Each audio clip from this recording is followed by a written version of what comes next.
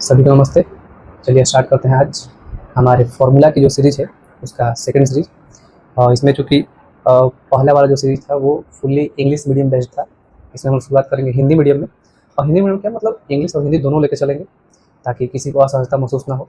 तो चलिए स्टार्ट करते हैं। क्लास जो है उसमें मेंसुरेशन चैप्टर जो है इसको हम लोग डिस्कस करने वाले। मेंसुरेशन को हिंदी में बोलते हैं क्षेत्र मिति।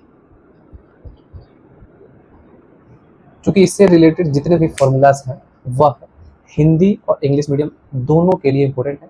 और ये जो फार्मूला है वो क्लास 9th और 10th दोनों में काम आने वाला है। 10th का जो फाइनल एग्जाम होने वाला है 2027 में उसमें भी काम आएगा, और 9th का जो फाइनल एग्जाम है या बीच में जो भी एग्जाम होता है स्कूल्स का वो दोनों में काम आएगा। चलिए बात करते हैं इस पर। इसमें जो पढ़ने वाला टॉपिक्स है उसमें से एक सबसे महत्वपूर्ण जो टॉपिक है उसको बोलते हैं घन। इंग्लिश में इसको बोलते हैं हम लोग क्यूब। और इस पर बात करते हैं घन क्या है। घन को अगर देखें तो इसका जो आकृति है, फिगर है, वो इस तरीके से होता है।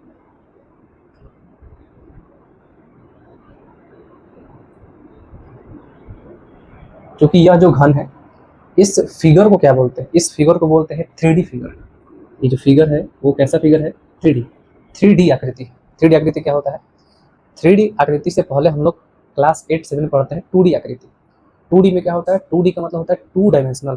2 डायमेंशनल का मतलब होता है दो विमाएँ दी हुई होंगी। डायमेंशनल को हिंदी में बोलते हैं विमाएँ। विमा में एक लेंथ होता है और एक ब्रेथ होता है। जो 3D फिगर्स है इसमें लेंथ तो होगा, ब्रेथ तो होगा, और वह भाग किसी भी आकृति का जो हमें पहले दिखाई नहीं देता था। जैसे 2D फिगर में सिर्फ दो ही चीज़ दिखाई देती है, 3D फिगर में वह भाग जो पहले दिखाई नहीं देता था वो दिखाई देता है। तो लेंथ, ब्रेथ, और जो तीसरा भाग है वह है हाइट। यहाँ पर देखें तो ये जो भाग दिखाई दे रहा है ये कहीं ना कहीं उस वर्ग के समान दिखाई देता है, स्क्वायर। क्यों? क्योंकि जो वर्ग है उसकी सभी भुजाएं क्या होती हैं, बराबर। और वर्ग में भी जब सभी भुजाएं बराबर होती हैं तो उसकी जो प्रत्येक भुजा है उसको किससे सूचित करते हैं हम लोग, ए से। इसका सिंबल जो होता है वो होता है ए।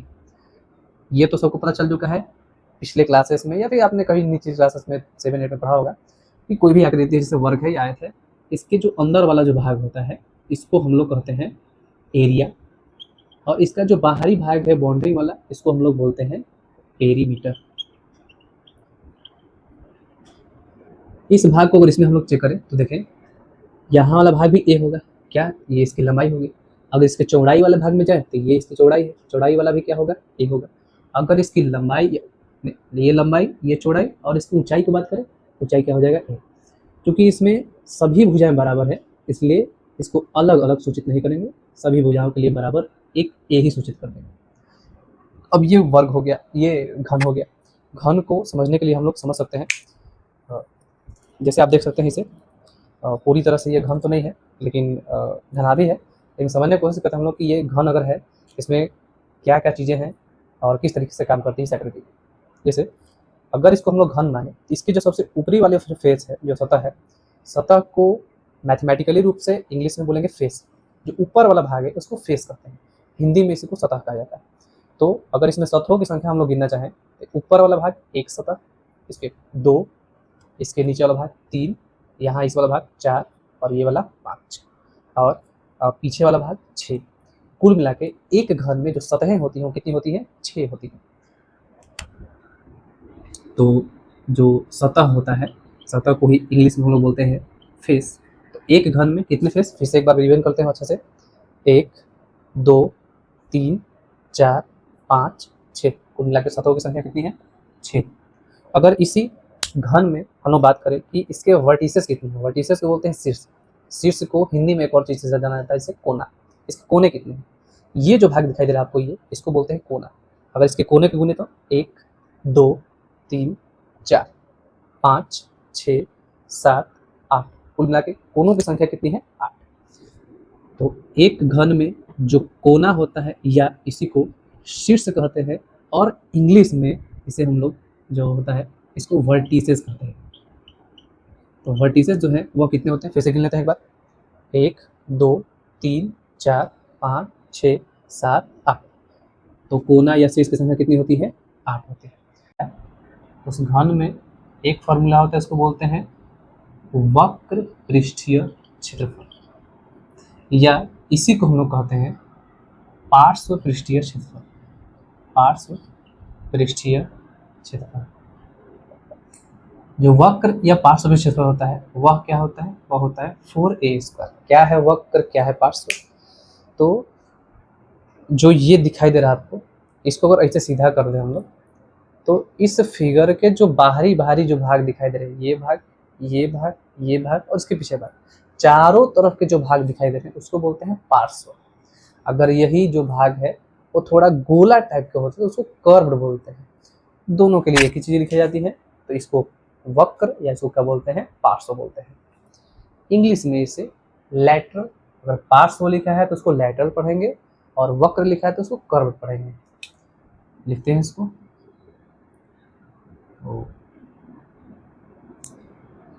लैटरल, लैटरल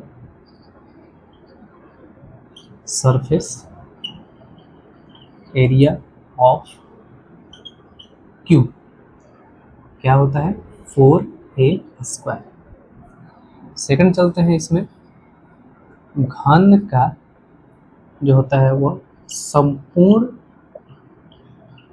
पृष्ठीय जो क्षेत्रफल है वह होता है 6a²। अब इसमें संपूर्ण किसको बोलेंगे? संपूर्ण का मतलब ये हुआ कि यह जो भाग, जिसके वक्र वाले भाग को हम लोग ले चुके हैं, देख चुके हैं, समझ चुके हैं, तो ये वाला भाग इसका वक्र हो गया और इसके ऊपर वाला एक सतह जो बचा हुआ है और एक नीचे वाला जो सतह बचा हुआ है, इन दोनों को अगर सम्मिलित कर दे तो इसी से बोलते हैं इसको संपूर्ण पृष्ठीय क्षेत्रफल। तो इसका संपूर्ण पृष्ठीय क्षेत्रफल होता है 6a²। सेकेंड पार्ट में चले तो इसको क्या बोल सकते हैं, इसको बोल सकते हैं total surface area of cube. Shortcut में इसे TSA कहा जाता है और यह होता है 6a²। अगर बात करें आयतन का, तो जो घन है उसका आयतन जो है वह होता है a³। घन का क्यूब बोलते हैं इसको। अब यहाँ पर आए तो थर्ड में volume of cube is equal to a³। अगर इसी में बात करें तो घन का विकर्ण का भी फॉर्मूला होता है। घन का विकर्ण बराबर होता है √3a। इसमें बात करें तो डायगोनल बोलते हैं विकर्ण को, डायगोनल ऑफ क्यूब ये होता है √3a। ध्यान दीजिए इसमें कि जो a है वो रूट के बाहर है, मल्टीप्लाई करो, रूट के अंदर नहीं। तो ये जो है घन से रिलेटेड कुछ फॉर्मूले हैं, एक बार अच्छे से इसको रिवीजन कर सकते हैं हम लोग। जैसे एक घन में सतहों की संख्या कितनी होती है, 6। कुल कितने सतह, 6। कौन कौन सी सतह, तो इसको हम चेक करें, इसके ऊपरी वाले भाग को सतह, ये सतह, ये भी सतह, नीचे वाला भाग सतह, यहाँ भी सतह, यहाँ भी सतह, इनकी संख्या टोटल कितनी होती है, वो होती है 6। इसके कोना या शीर्ष कितने होते हैं, तो वह होते हैं उनकी संख्या 8। और जो किनारे होते हैं उनकी संख्या कितनी होती है, 12। इसमें भी आप देख सकते हैं कि ये जो भाग दिखाई दे रहा है आपको, इसको किनारा बोलते हैं। इनकी संख्या जो होती है वो कितनी होती है, 12। और ये जो भाग आपको दिखाई दे रहे हैं इसको बोलते हैं कोना या फिर इसको बोलते हैं हम लोग शीर्ष। इनकी संख्या कितनी होती है, 8। जितनी संख्याएं सतह की, कोना या शीर्ष की, किनारों की, फेसेस, वर्टिसेस, हिट्स की क्यूब के अंदर, घन के अंदर होती है, सेम उतनी ही संख्याएं घनाभ के अंदर होती है, यानी क्यूबॉइड के अंदर होती है। चलिए तो बात करते हैं घनाभ पर। जो घनाभ है उसको इंग्लिश में हम लोग बोलते हैं क्यूबॉइड।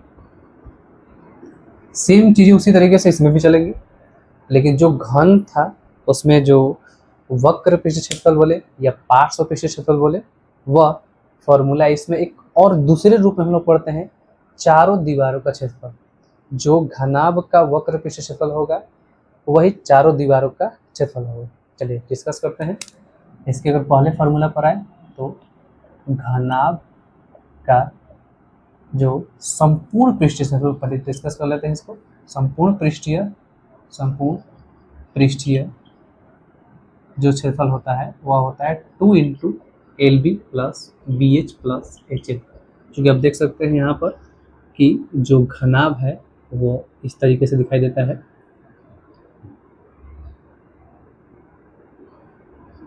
और कौन सी लंबाई है इसमें, कौन सी चौड़ाई है इसकी, तो इसकी जो सबसे लंबी भुजा है उसको लंबाई लेंथ बोलते हैं, और ये जो भाग है इसको हम लोग बोलते हैं ब्रेथ, और जो इसे ऊपर वाला जो भाग दिखाई दे रहा है हमें इसको हम लोग बोलते हैं हाइट।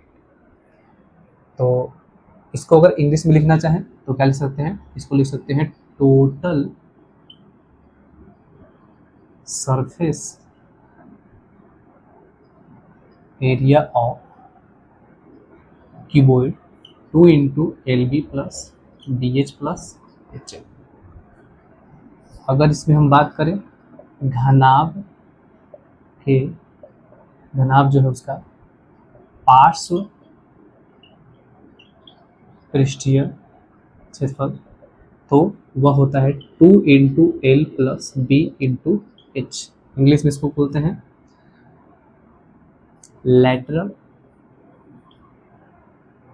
लैटरल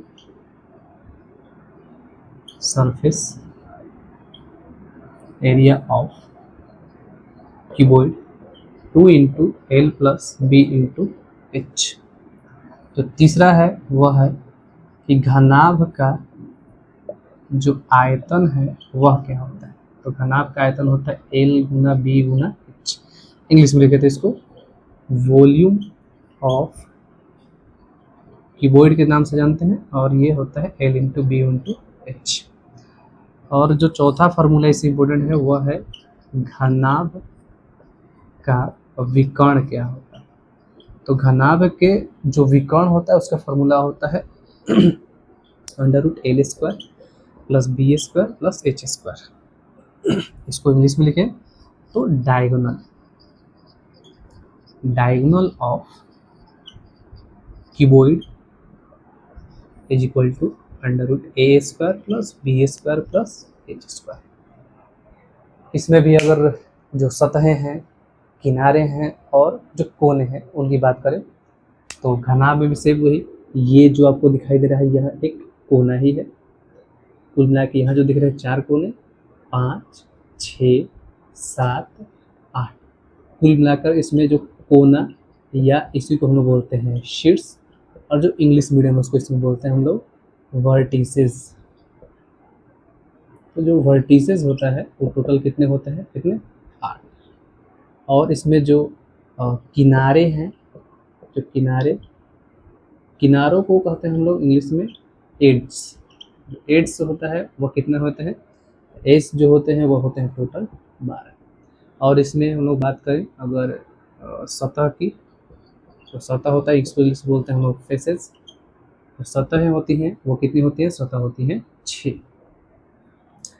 तो ये जो है कुछ घनाभ से संबंधित कुछ महत्वपूर्ण फॉर्मूले हैं जो आपके एग्जाम में मदद कर सकते हैं। बहुत बहुत धन्यवाद।